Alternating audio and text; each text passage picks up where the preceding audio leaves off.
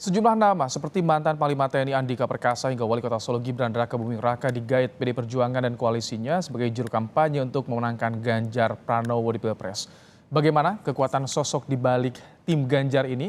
Kita akan bahas bersama dengan Direktur Eksekutif LSI Jayadi Hanan dan Ketua DPP PD Perjuangan Sukur Nababan. Selamat sore Pak Jayadi, Pak Sukur. Selamat sore, Mas Rahmat. Baik, Pak Sukur, ada nama Jenderal Purnawirawan Andika dan juga Gibran Rakabuming Raka. Apa alasan mereka ada di balik tim Ganjar? Apakah strategi untuk dongkrak elektoral, Pak Sukur? Ya tentu saja kan Pak Andika itu kan jenderal ya. Dan beliau mantan Panglima. Nah tentu memiliki komitmen dan pilihan politik yang sudah pasti. Dan tidak bisa dipengaruhi hanya dengan sekonyong-konyong seperti itu. Nah, berarti kan beliau melihat PDI Perjuangan, Ganjar Pranowo adalah menjadi solusi untuk membawa bangsa ini jauh lebih baik lagi. Apa yang dilakukan Pak Jokowi kan sudah bagus. Nah, jadi kalau dikatakan perubahan kan kita tidak tahu apa yang mau dirubah, apa yang mau diperbaiki. Nah, dengan Ganjar kan itu melanjutkan semua apa yang sudah dimulai dan memperbaiki hal-hal apa yang sudah kurang terkait dengan Jenderal Andika seperti yang saya sampaikan tadi. Ya beliau melihat bahwa Ganjar PDI Perjuangan adalah menjadi rumah politiknya, rumah perjuangannya. Itu yang bisa saya sampaikan. Oke, kalau Gibran gimana Pak Sukur? Ya Gibran kan kader PDI Perjuangan, Mas. Jadi seluruh kepala daerah, anggota legislatif dari PDI Perjuangan ditugaskan menjadi tim kampanye.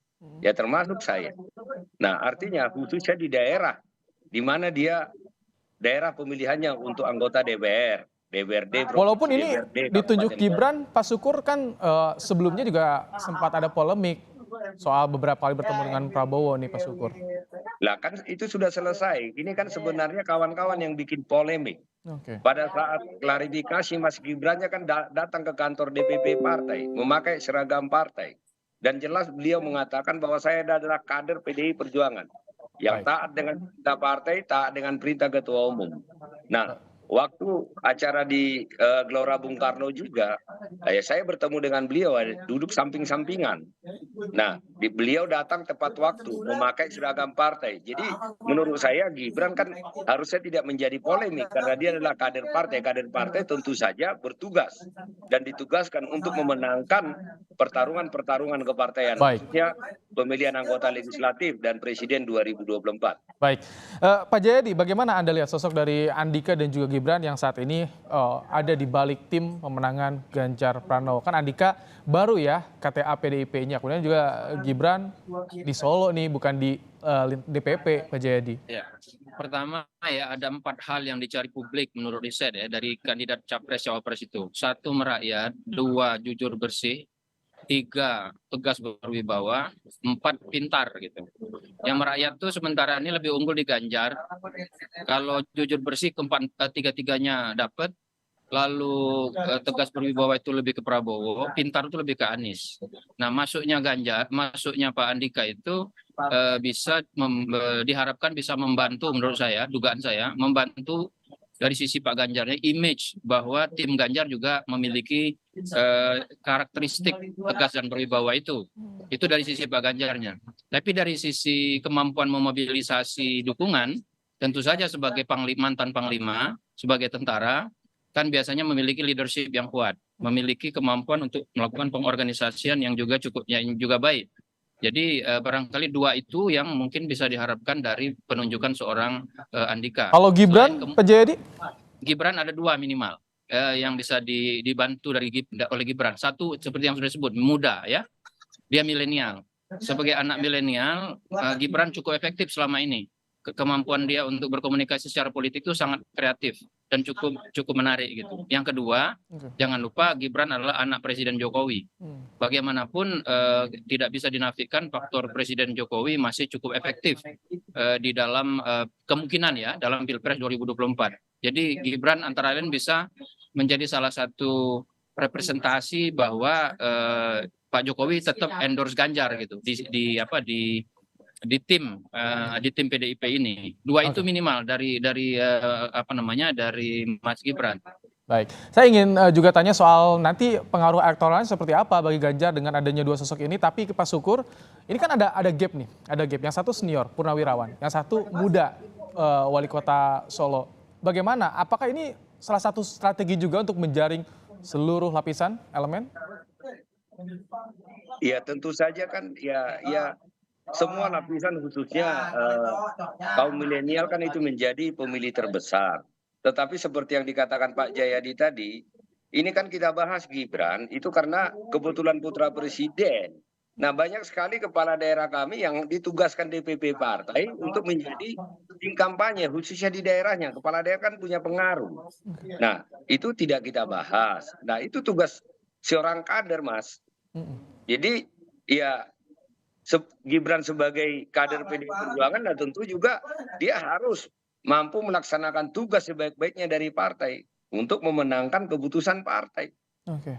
Nah, apakah itu akan berdampak? Nah, tentu saja semua kepala daerah kami dia terpilih kan karena memiliki kekuatan sosial, kekuatan politik dan kekuatan pengaruh kan sehingga Baik. mereka terpilih. Baik. Pak Jayadi kemarin disinggung oleh Mbak Puan nama Andika Perkasa. Apakah Andika ini bisa juga jadi jalan tengah bagi PDIP ketika alot nih bahas cawapres? Iya, bisa. Dan kalau dia elektabilitasnya secara individu, Pak Andika masuk 10 besar. Meskipun agak jauh tertinggal dari misalnya Erick Thohir, Ridwan Kamil, Sandi Uno, AHY, dan nama-nama yang sudah sering kita bicarakan. Tapi namanya masuk 10 besar, tidak kalah dari Erlangga Hartarto atau apa namanya dan Mbak Puan sendiri ya. Jadi kalau misalnya Pak Andika dijadikan salah satu alternatif cawapres Ganjar, cukup masuk akal. Apalagi tadi bisa mewakili sisi ketegasan dan kewibawaan itu ya, menjadi salah satu karakteristik yang dicari oleh masyarakat kita berdasarkan riset mengenai capres cawapres atau pasangan capres cawapres itu, yang 4 itu, merakyat, jujur, bersih, tegas berwibawa, dan pintar atau punya kapasitas memimpin atau menyelenggarakan pemerintahan. Nah, Pak Andika bisa mengisi kekurangan Pak Ganjar dari persepsi publik soal tegas berwibawa. Oke. Tinggal lagi bagaimana itu dikonsolidasikan ke seluruh wilayah. Masuk dibahas nggak sih Pak Sukur nama Pak Andika ini kemarin sempat disinggung oleh Mbak Puan. Sebelumnya emang sudah dibahas? Terkait apa itu? Cawapres tadi. Oh, cawapres. Nah, keputusan Kongres kami itu sudah jelas ya, bahwa calon presiden dan calon wakil presiden itu diserahkan kepada ketua umum. Nah, pada saat ketua umum mengambil keputusan, maka seluruh organisasi kepartaian, 3 pilar partai, apakah dia yang di struktural partai, apakah dia yang di legislatif, dan dia yang ada di eksekutif, dia harus bergerak bersama-sama. Nah, tentu saja ketua umum saya tentu memiliki pemikiran dan perenungan siapa yang paling pas untuk bersama-sama dengan Pak Ganjar memimpin bangsa ini selama 5 tahun ke depan. Tapi kalau dari kader ada suara-suara nggak sih misalkan menyodorkan Pak Andika atau mau saran gitu? Bagaimana sih Pak Sukur? Ya tentu saja kan ketua umum saya pasti mendengar dari semuanya. Tetapi kami di partai tidak pernah melakukan konsolidasi itu. Kami komandonya satu.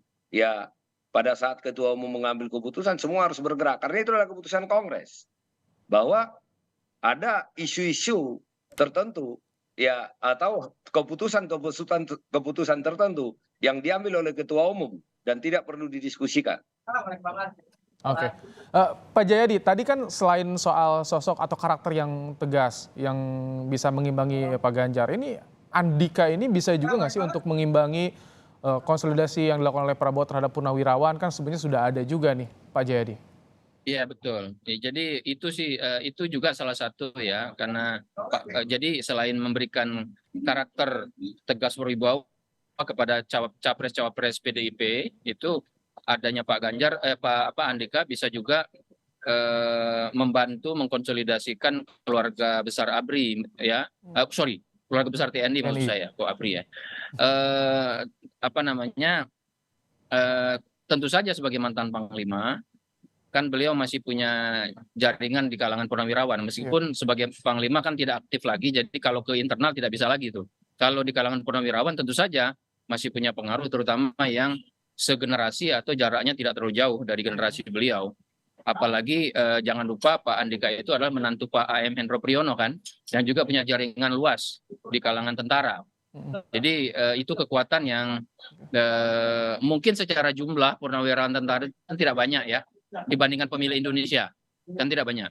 Tapi dari segi jaringan yang mereka miliki ke masyarakat ya, ke wilayah-wilayah, Iya. pengalaman yang mereka miliki itu tentu bisa dimanfaatkan sebagai cara untuk melakukan konsolidasi. Walaupun dengan lebih elektabilitas yang tadi dibilang bawah nih, di 10 besar bawah, tapi bisa ngangkat nggak sih untuk elektabilitas secara keseluruhan nanti Ganjar, Pak Jayadi, sosok Andika ini? Sepanjang Pak Ganjarnya bisa tinggi elektabilitasnya, maka peran Wapres itu lebih banyak untuk menopang gitu. Meskipun apalagi menurut saya kalau kita perhatikan berbagai nama bakal cawapres yang beredar sekarang, itu kan jaraknya juga tidak terlalu jauh, tipis-tipis saja.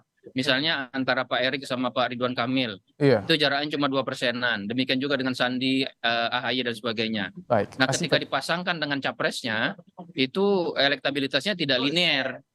Tidak mesti yang cawapres yang elektabilitasnya di bawah Baik. Pak Erik misalnya serta-merta menurunkan elektabilitas dari capres seperti Pak Ganjar. Jadi Baik. memang ada banyak kombinasi Kami tangkap dipikirkan. soal elektoral ini tentu ada juga pengaruhnya yang bisa terjadi. Terima kasih Pak Sukurna Baban, Ketua DPP PD Perjuangan, dan juga Pak Jayadi Hanan, Direktur Eksekutif LSI. Terima kasih telah meluangkan waktu di program Kompas Petang sore hari ini.